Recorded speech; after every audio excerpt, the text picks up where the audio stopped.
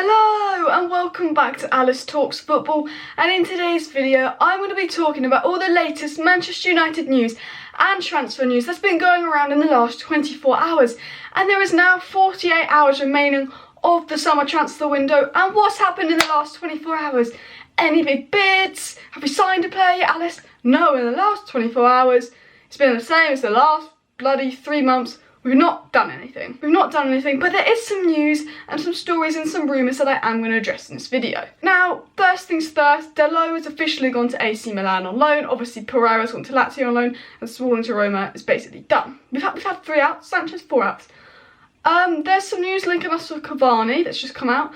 There's some news linking us to Dembele. I'm going to give you the latest on Cavani and Dembele, but there's not really much to say on them, which is good because I don't think that they will happen, but I will talk about the news from that.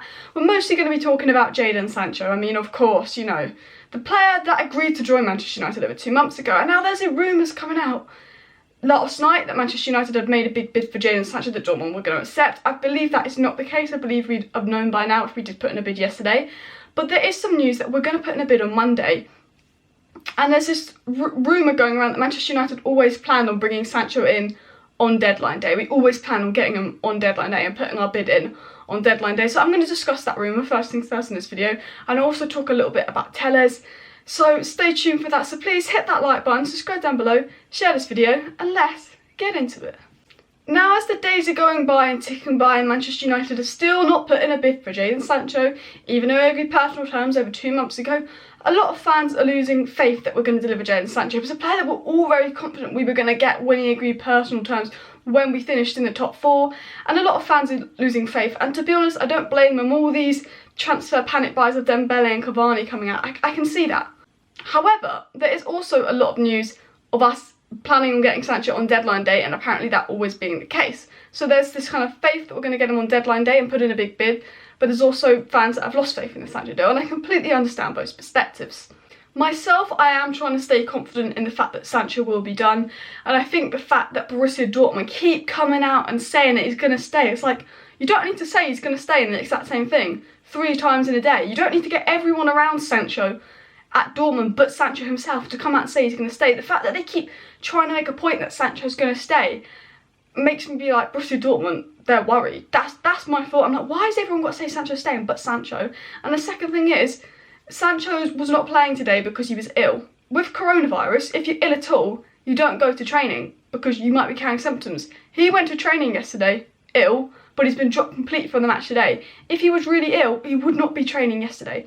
That's my other thought. So Sancho not playing for me is a bit like, okay then. I don't really know. There are some positive indications, and I think Manchester United's first choice transfer target is Jadon Sancho. They always plan on getting the deal done. The fact that we agreed personal terms with Jadon Sancho, knowing how much he'd cost us, makes me believe that we will go in for Jadon Sancho. I think it will be too big of a loss to lose him, and I think Dortmund are maybe panicking the way they're coming out, and I do think we will put in a bid for Jadon Sancho because I have low expectations for the Glazers Woodward, but my expectations for them aren't that low, and I just think we've got to put a bid in for Jadon Sancho. But, you know, it's just 48 hours remaining. It's a big 48 hours, but there is a rumour that we're going to get him on deadline day, and I just really hope that I just wake up or tonight comes out and it's just someone like Fabrizio Romano saying we've actually put a bid in for like £105 million, which is how much he'd probably cost us. Now I'm going to get into the other news about Man United and transfers. So Christian Falk, he just basically came out and just said what Micheal Zorc had said for Dortmund. I'll just sort of say what he said, what he tweeted. Update, Sancho. Micheal Zorc, head of sport at Borussia Dortmund, about the transfer situation of Sancho. We had a clear agreement with him that he could make a transfer under certain circumstances up to a certain point in time, and then the door is closed. What does that mean? Is he trying to say that we would have let Sancho go if Man United put an appropriate bid in by August 10th?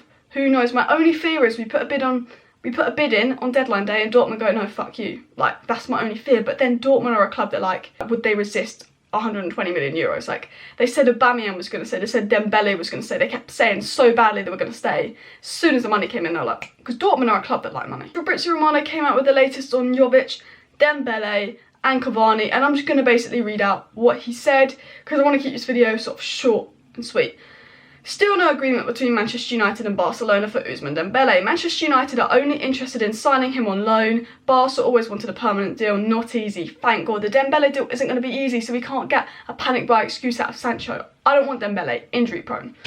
Cavani has been offered again, but he wants a long-term contract plus huge wages. No Jovic. He's saying Jovic is not going to happen. Cavani's been offered, but if Manchester United go for a 33-year-old with high wages that's past it, like, have we not learned from Falcao and Sanchez? Like, have we not learned? If we go for Cavani, I'd be mad. And with Dembele, have we not learned about Di Maria getting a player that doesn't want to come to us, or just getting a player with a bad injury record? About Cavani, this is what Fabrizio Romano said. Manchester United are in talks with Edison Cavani's agents. He wants a long-term deal, plus more than 10 million a season in wages, plus huge agent fees. Cavani has been offered to Manchester United by days, as also the other clubs, Benfica and Atletico, deals months ago collapsed because of agent fees. Massive agent fees, massive wages for a 33-year-old that's never done it in the Prem. Absolutely no. If we do that, I'll be fuming. But then he came out after that and said Manchester United in talks with different players, but won't accept to pay crazy wages and agent fees for Edison Cavani. Talks on. Thank God Manchester United will not accept these crazy wages. Thank God. Have we learnt from Sanchez? We will see. He then also says, won't accept to sign Dembele on a permanent deal as Barca only asked for loan, not easy. We don't want Dembele on a permanent deal. Good, because he's got an injury record and he's going to be overpriced and he's a flop at Barcelona. Well done, Manchester United. That's 2 out of 3 good things. What's the third that Fabrizio Romano said? Won't accept to pay 25 million for Telles with 8 months on the contract left. Look, I get your point, but Telles is a world-class left-back. Man City is spending £50 million on Benjamin Mendy. Telles is less than half that price. I think we can get him for less than 25 million, easily. I think we can get him for like 18 million pounds. I'm pretty sure we can. But at the end of the day, if a world-class left-back wants to join us, has agreed to join us, and he's actually a pretty good fee considering that he's in the prime of his career and he's a top left-back, and, you know, Chelsea are paying 50 million for Chilwell, you know, 50 million for Mendy. Are you stupid, Man United? Like, I don't know what's happening with Telles, but I could see Telles coming on deadline day because he's a player we need. So that's all the latest Manchester United news surrounding Sancho, Telles, Cavani and Dembele. I don't think Cavani and Dembele will happen. If they do happen, I won't be happy. I think there's some hope that Telles will happen because I think they will be able to lower the price. My only fear is, are Man City going to swoop in for Telles? They've got all the money in the world.